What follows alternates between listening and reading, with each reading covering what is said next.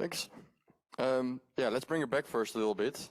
Who of you, by show of hands, have ever worked with the RPL interface? I've seen it.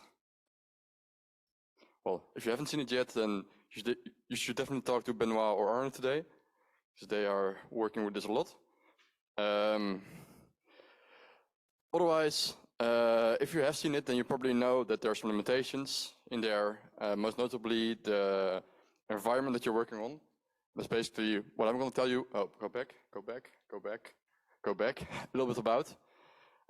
Namely, the RPL interface only works if you're running on Linux, if you have access to the interface itself, which you don't have when you're running on root, and when it's actually there even. So when you're working in the cloud, you don't have this thing. But you still want to have some estimate of your consumption, which is why we have the dev formulas at SDIA. There we go. Missing a slide, but that's me. Which I will introduce you a little bit about today, and I can definitely tell about it more afterwards. First about me, I'm from Amsterdam. I'm a mathematician. I like to focus on problems, and the problem we're focusing on here is to solve the absence of measurements on cloud-based resources.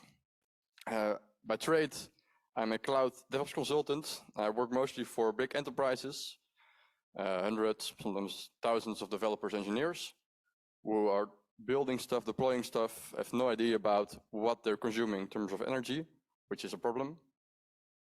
And I'm a part of the Dev Formulas initiative. Why? Because I think it's too important to not do.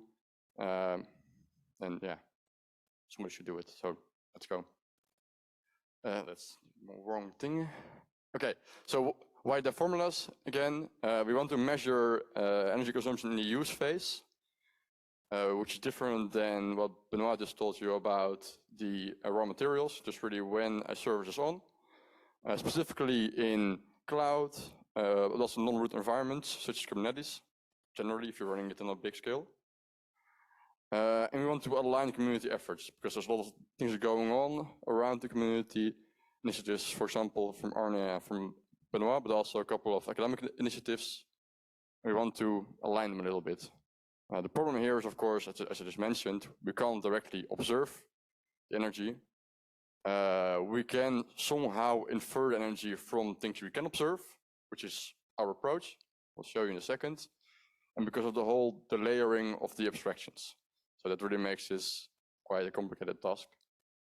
The solution, as I mentioned, we want to gather the community around this issue, pool the knowledge, define the formulas that say, this is where we are, this is where we need input, this is where we need research, this is where we need experimentation, this is where we need tools, etc.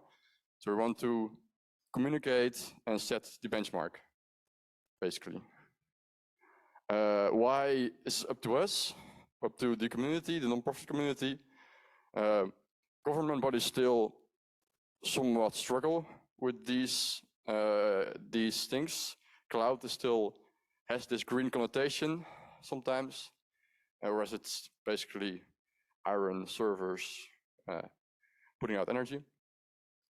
Cloud providers have a different business model that makes it not always that trustworthy what they say about energy consumption. If you look at the numbers directly, sometimes they're even blatantly greenwashing. Academics has a role, but can be quite theoretical, so it can be hard to apply what they come up with.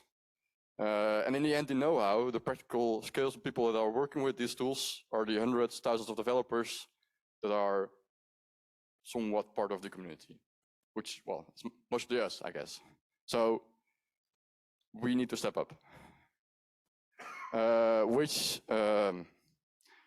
So the formula that we're looking at mostly, and other papers are doing the same thing.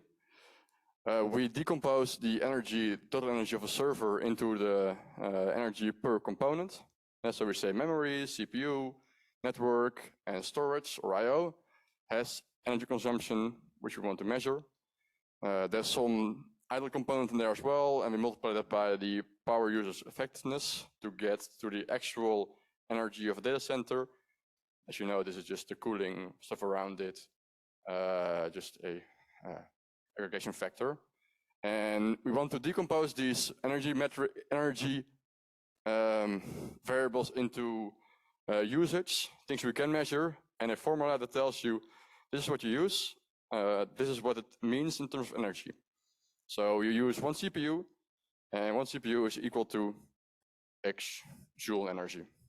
That's basically it. The nice thing here is that these functions, these f's, those are the things we are after. We don't really know them exact in this case, right? So we think they're a bit like this, like a sigmoid. We've seen them being like this. Arne also showed me this morning that they look like this sometimes. There are some estimations which are mostly from spec, which run with certain parameters which aren't that trustworthy. I'm missing a slide here as well. I have to copy it out. Which aren't that useful always, quite old even. So then, well, we can't really rely on them. But still, to have some way to come up with a number, the SDIA has thought about a means to get there, and we are making some really heavy assumptions, which showcase you how far we actually are away from stipulating our energy consumption in the cloud. We say TDP, the maximum amount of heat a chip can dissipate, is equal to its power consumption, which does make somewhat sense. You see this also more in literature. The increase in energy consumption is linear with the increase of component usage. And you have one CPU means X more energy.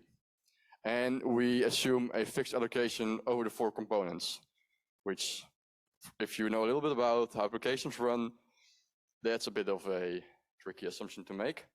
But still, it allows us to get numbers for these things, right?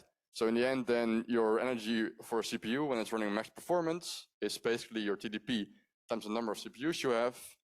And the allocation is, of course, equal to 1 in the end.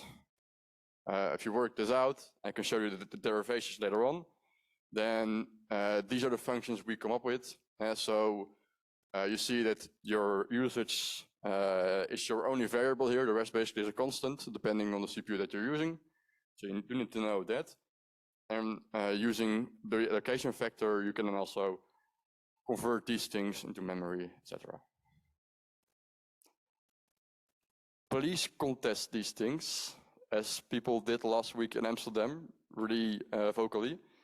These things are the ones that we're after to improve, and everybody who has an idea about this thing, how to improve it, stand up, tell me, work on it, let me know, etc. So this can be much better, and it's a bit of a shame that we are here, given how far we are in other domains. It's the wrong thing again. Yeah, so a couple of challenges that explain why we are here. Well, don't explain why we're here, but they make things even more difficult, maybe. Machines can be different. We know maximum performance tends to get worse once a machine gets older. We don't really know the impact of abstraction layers. We just multiply it by PoE, but how about the hypervisor, etc.? We have no idea. Nobody is really transparent about this, as far as I know. And there are other components as well, right? There's stuff that throttles or powers up voltage usage, which has an impact, which, well, for me is just way too technical, but it has an impact. And we don't really know from a formula point of view what the impact could be. Okay, I think that's it for me. Thanks.